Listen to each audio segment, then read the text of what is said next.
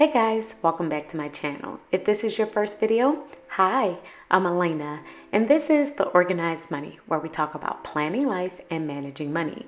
In today's video, we are diving into my June budget. I'm going to be talking about some changes that I'm making to my overall budgeting system while setting up my month in my budget planner.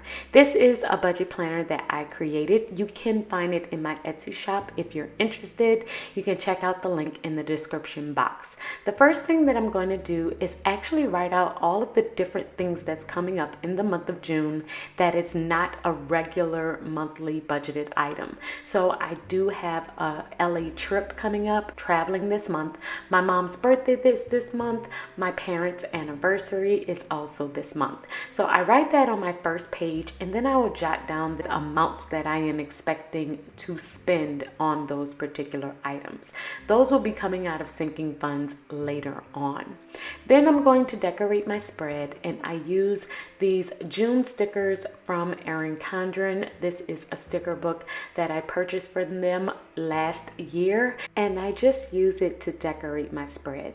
The next thing that I'm going to do is number all of my boxes because this is an undated planner, and then I am going to add in all of my bills for the month.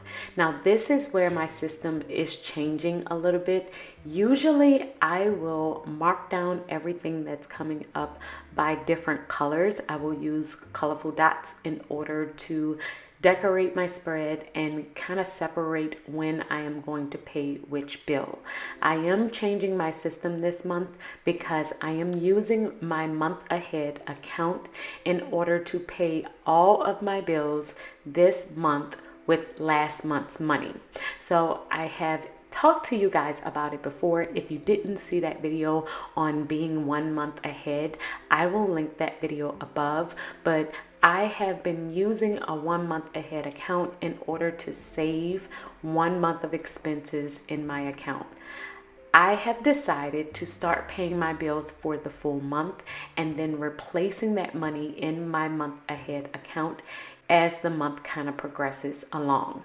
So on Tuesdays, instead of it being a bill pay day, I'm going to change that to my transfer Tuesdays. This is when I am transferring the money that has entered into my business account into my month ahead account to replace all of the money that I have already spent on all of my bills for the month and get me prepared for the next month. So if you're wondering why I'm doing this, why I'm changing my system, it is because of a big change that is coming to my family. So my husband and I will be planted into our own church, meaning that we are getting ready to go into full-time ministry on our own, which means it's going to be a drastic change in our income.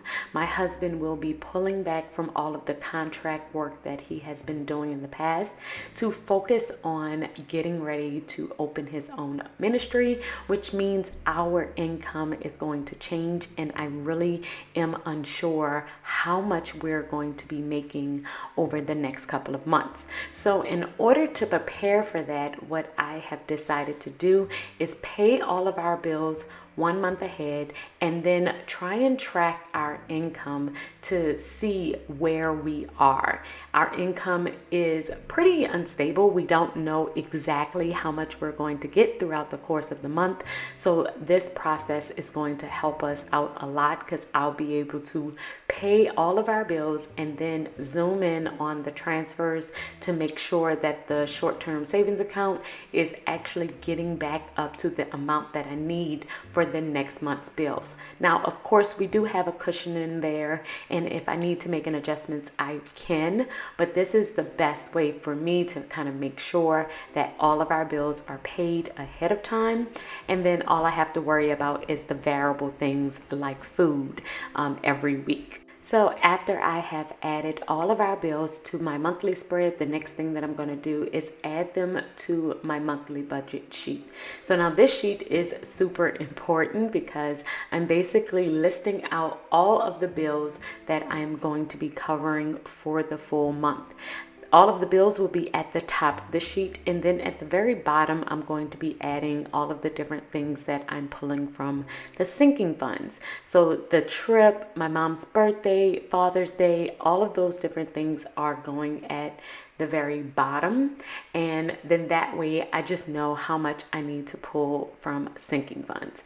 I'm adding up everything to see my total, and then I know that I am going to tithe and offering $1,000 because the income that I am pulling is going to be $8,000.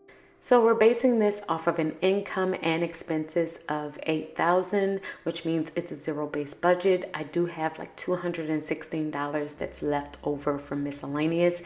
And that's the very last item on my monthly budget sheet. The next thing that I'm going to do is add up all of the amounts that I am planning on taking from sinking funds.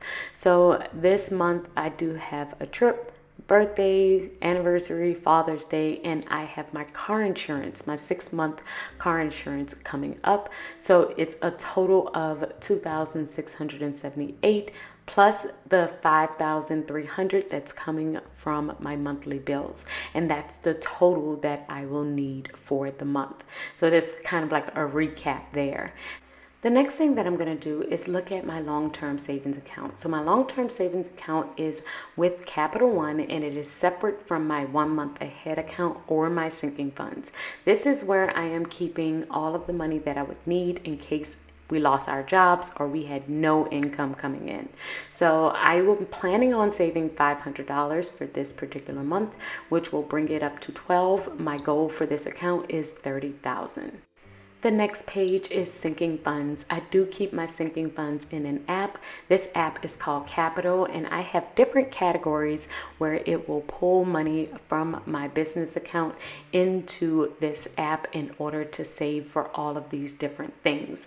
So this is where I'm going to pull the additional money that I need above the $5,000 in order to have all of the things that I need for the anniversary, the birthday, traveling, all of those things. So I'm writing out each individual category that I have in my sinking funds, and then I am adding up what I am planning on pulling out of that account.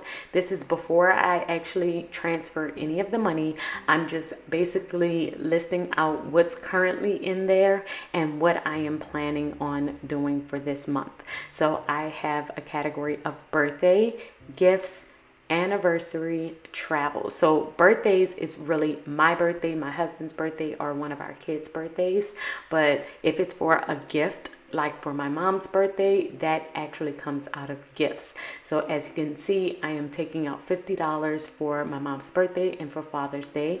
And then I have transferred the money that I need for travel from my anniversary account because our anniversary isn't until next year, which means we'll have time to save it up again. But I didn't have enough in travel, so I'm going to pull the extra amount that I needed from the anniversary account. And on my debt tracker sheet, this sheet, I am just keeping track of the current balance of all of my current consumer debt, and I will just kind of keep track of all of the payments. So currently I am working on 3 things. One is our Chase card. I always pay that off at the beginning of every single month, so that entire amount will already be gone. And then I do have our Sleep Number and our Rooms to Go account. So I'm just keeping track of the total there, and so I can kind of keep up with it. That is it for this monthly plan with me. You guys, let me know, are you already planned out for the month of June? How does your budget look this month? I will see you guys in the next video. Until then, keep organizing your life so that you can achieve your dreams. Bye, guys.